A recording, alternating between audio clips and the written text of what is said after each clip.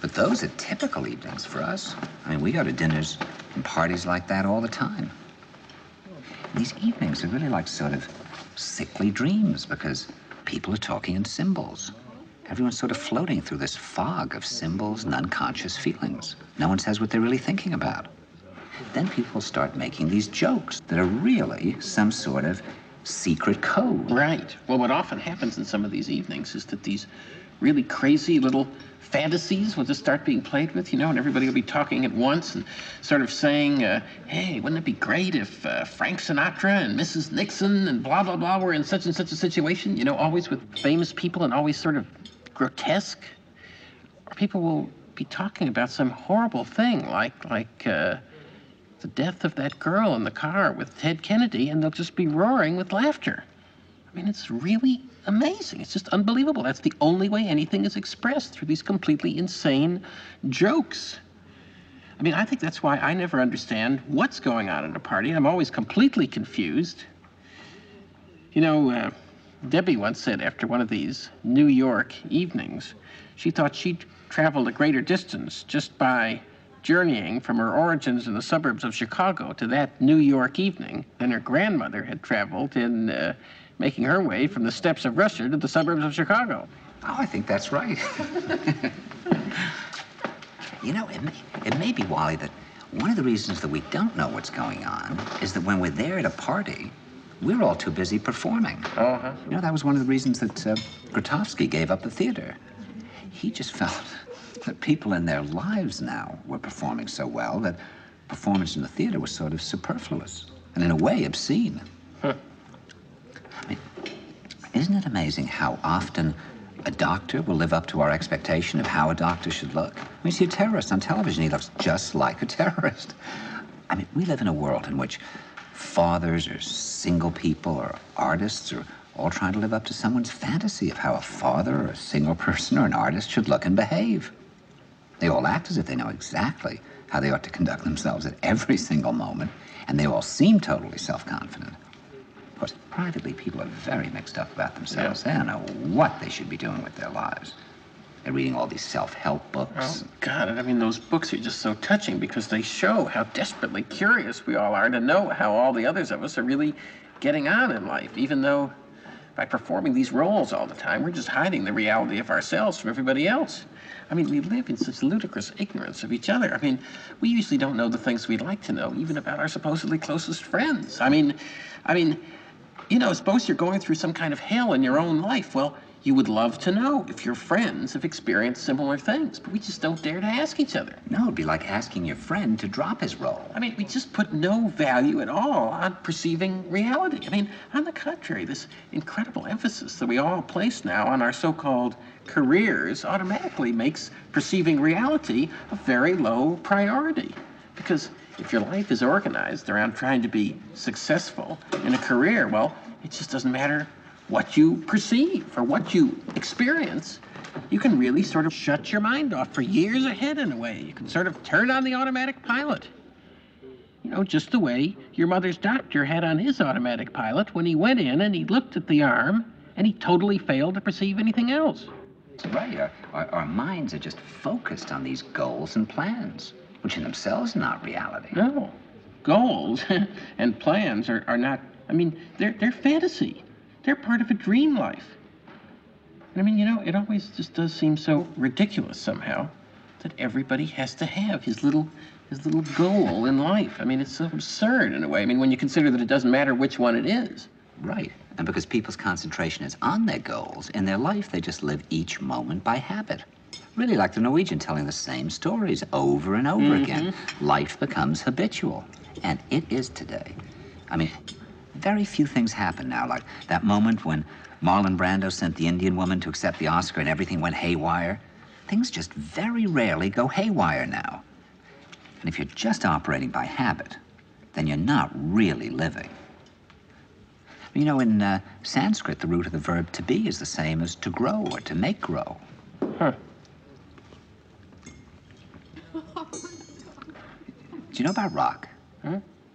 Oh, Rock was a wonderful man. He was one of the founders of Findhorn, and he was one of Scotland. Well, he was Scotland's greatest mathematician, and he was one of the century's great mathematicians. And he prided himself on the fact that he had no fantasy life, no dream life, nothing to stand, no imaginary life, nothing to stand between him and the direct perception of mathematics. And one day when he was in his mid-50s, he was walking in the gardens of Edinburgh, and he saw a faun. The faun was very surprised, because fawns have always been able to see people, but, very few people ever see them. And, those little imaginary creatures, not a deer. Oh. You call them fawns, don't you? Well, I thought a fawn was a baby deer. Yeah, well, there's a deer that's called a fawn, but these are like those little Oh, the kind that Debussy... Right. Well, so he got to know the fawn, and then he got to know other fawns, and a series of conversations began, and more fawns would come out every afternoon to meet him, and he'd have talks with the fawns. And then one day after a while, when, they'd really gotten to know him, they asked him if he would like to meet Pan, because Pan would like to meet him. But of course, Pan was afraid of terrifying him, because he knew of the Christian misconception which portrayed Pan as an evil creature, which he's not. But Rock said he would love to meet Pan, and so they met, and Pan indirectly sent him on his way on a journey in which he met the other people who began Findhorn. But Rock used to practice certain exercises like, for instance, if he were right-handed, all today he would do everything with his left hand. All day, eating, writing, everything, opening doors, in order to break the habits of living. Because the great danger he felt for him was to fall into a trance out of habit. He had a whole series of very simple exercises that he had invented just to keep seeing, feeling, remembering. Because you have to learn now. It didn't used to be necessary, but today you have to learn something like, are you really hungry, or are you just stuffing your face? Because that's what you do out of habit. I mean, you can afford to do it, so you do it, whether you're hungry or not. If you go to the Buddhist meditation center, they make you taste each bite of your food, so it takes 2 hours. It's horrible to eat your lunch, but you're conscious of the taste of your food. If you're just eating out of habit, then you don't taste the food, and you're not conscious of the reality of what's happening to you. You enter the dream world again. Now, do you think maybe we live in this dream world because we do so many things every day that affect us in ways that somehow we're just not aware of? And, I was thinking, now last Christmas, Debbie and I were given an electric blanket. And I can tell you that it is just such a marvelous advance over our old way of life, and it is just great. But it is quite different from not having an electric blanket. And I sometimes sort of wonder, well, what is it doing to me? I mean, I sort of feel I'm not sleeping quite in the same way. No, you wouldn't be. I mean, and my dreams are sort of different. And I feel a little bit different when I get up in the morning.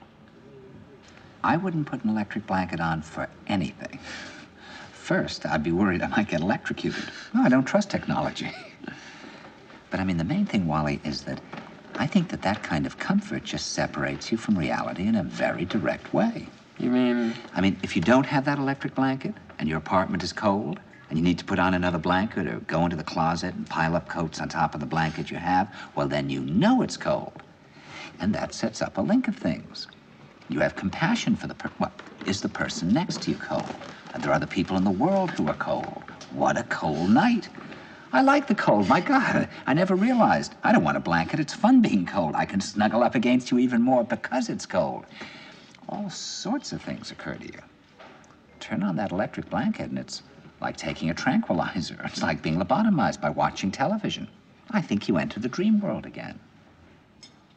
I mean, what does it do to us, Wally, living in an environment where something as massive as the seasons or winter or cold don't in any way affect us? I mean, we're animals after all. I mean, what does that mean?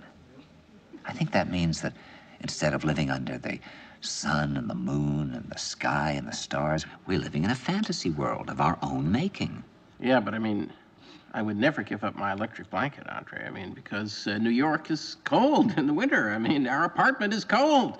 It's a difficult environment. I mean, our lives are tough enough as it is. I'm not looking for ways to get rid of the few things that provide relief and comfort. I mean, on the contrary, I'm looking for more comfort because the world is very abrasive. I mean, I'm trying to protect myself because really there are these abrasive beatings to be avoided everywhere you look. Yeah, but Wally, don't you see that comfort can be dangerous?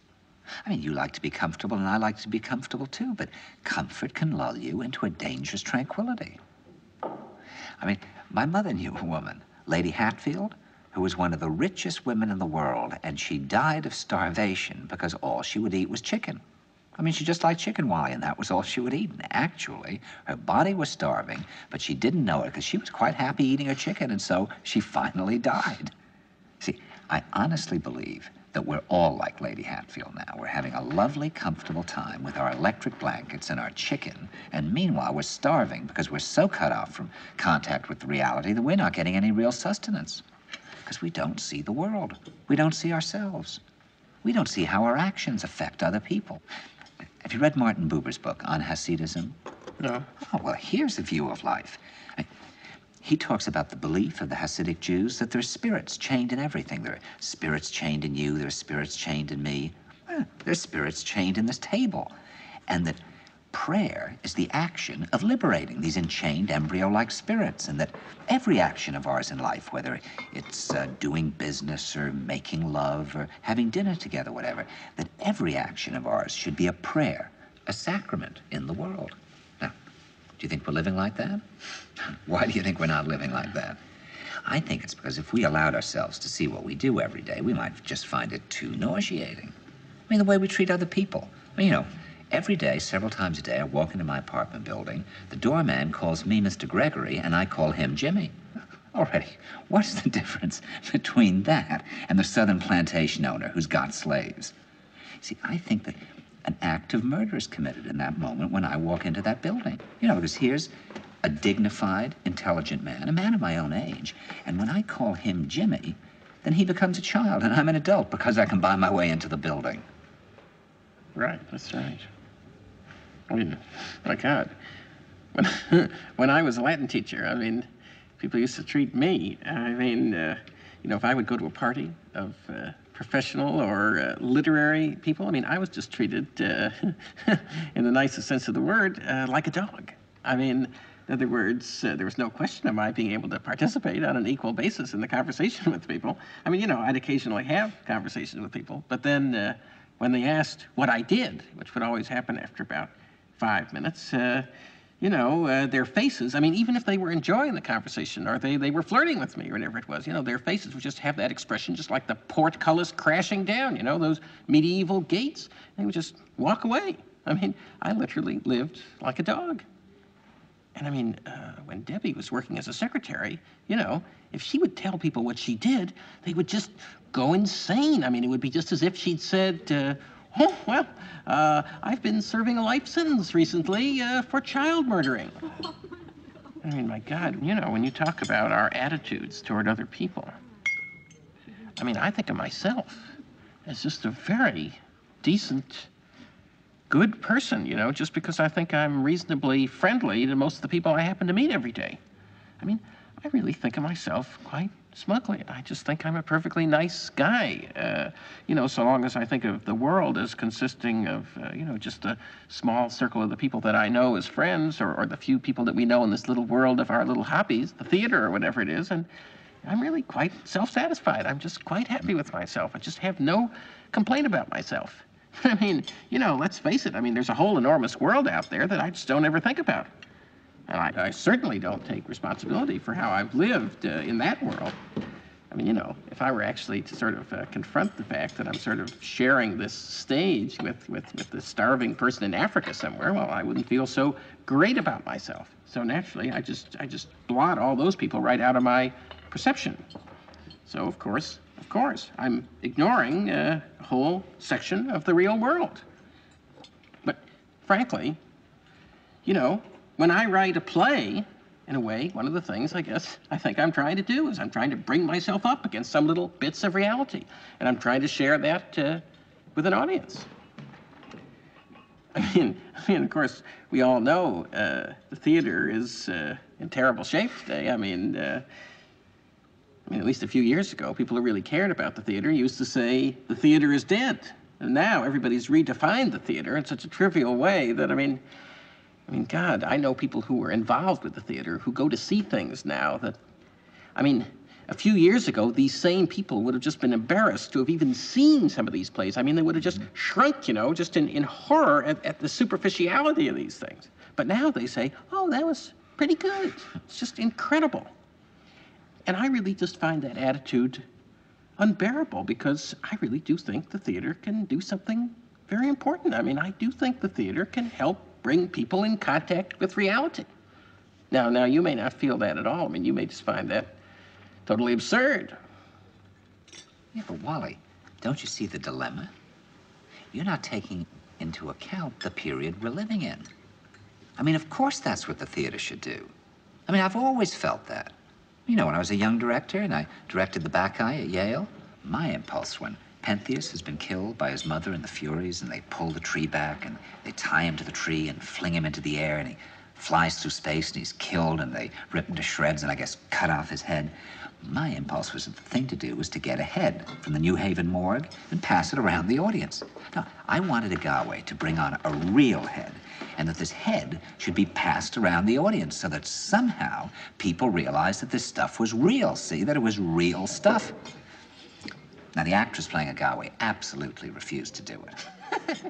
You know, Gordon Craig used to talk about, why is there gold or silver in the churches or something? The great cathedrals, when actors could be wearing gold and silver.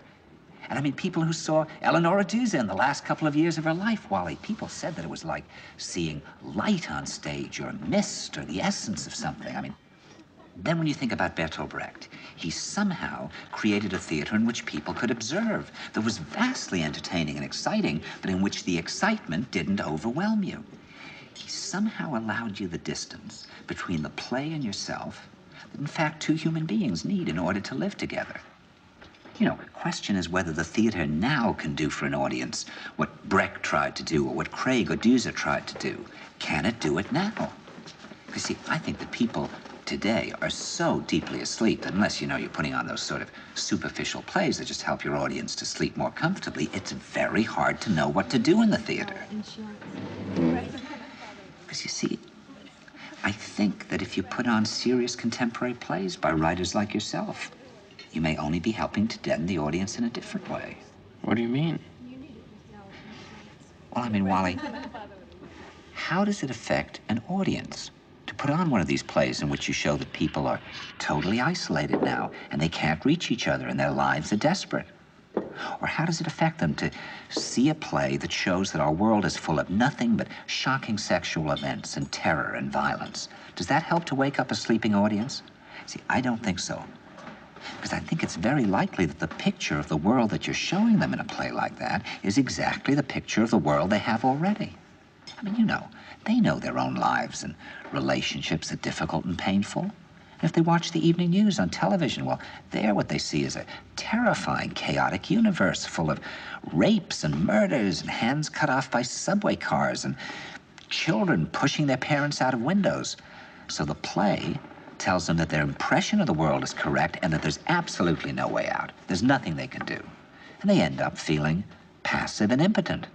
I mean, look at something like that christening that my group arranged for me in the forest in Poland. Well, there was an example of something that really had all the elements of theater. It was worked on carefully, it was thought about carefully, it was done with exquisite taste and magic, and they, in fact, created something. In this case was in a way just for an audience of one, just for me. But they created something that had ritual, love, surprise, denouement, beginning, middle, and end, and was an incredibly beautiful piece of theater. And the impact... Yeah, but I mean, are you saying that it's impossible? Isn't it a little upsetting to come to the conclusion that there's no way to wake people up anymore except to involve them in some kind of a strange christening in Poland, or some kind of a strange experience on top of Mount Everest? I mean, because, you know, the awful thing is that if you really say that it's necessary to take everybody to Everest, it's really tough, because everybody can't be taken to Everest. I mean, there must have been periods in history when it would have been possible to save the patient through less drastic measures. I mean, there must have been periods when, in order to give people a strong or a meaningful experience, you wouldn't actually have to take them to Everest.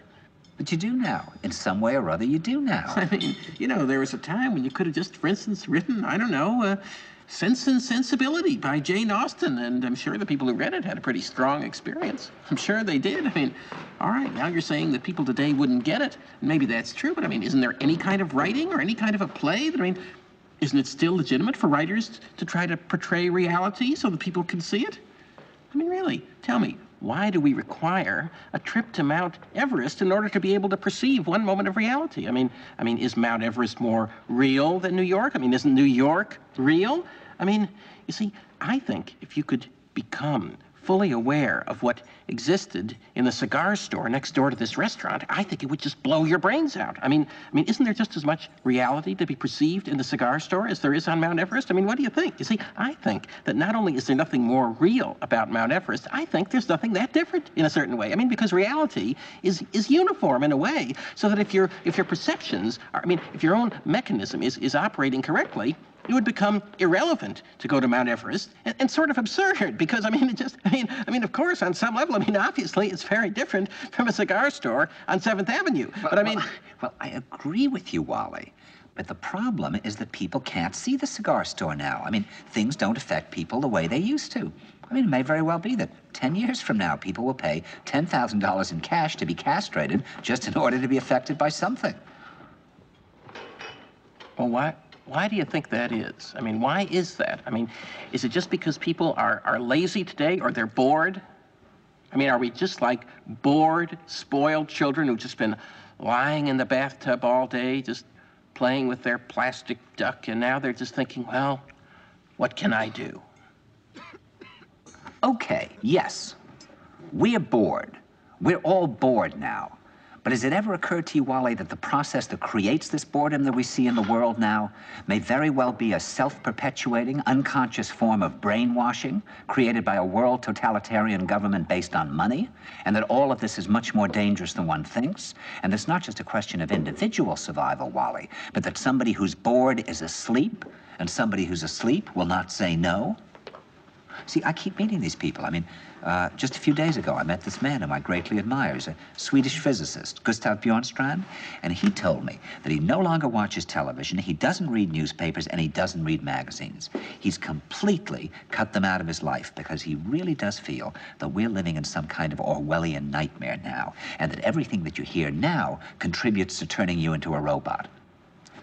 And when I was at Findhorn, I met this extraordinary English tree expert who had devoted his life to saving trees. Just got back from Washington, lobbying to save the redwoods. He's 84 years old. He always travels with a backpack because he never knows where he's going to be tomorrow. And when I met him at Findhorn, he said to me, "Where are you from?" And I said, "New York." He said, "New York, yes, that's a very interesting place. Do you know a lot of New Yorkers who keep talking about the fact that they want to leave but never do?" And I said, "Oh, yes." And he said, "Why do you think they don't leave?" I gave him different banal theories. He said, "Oh, I don't think it's that way at all."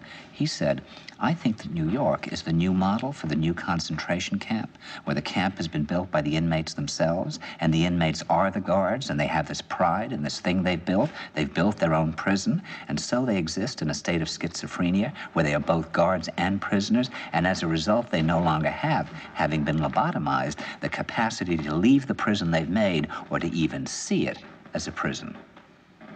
And then he went into his pocket and he took out a seed for a tree and he said, "This is a pine tree." He put it in my hand and he said, "Escape before it's too late." See, actually, for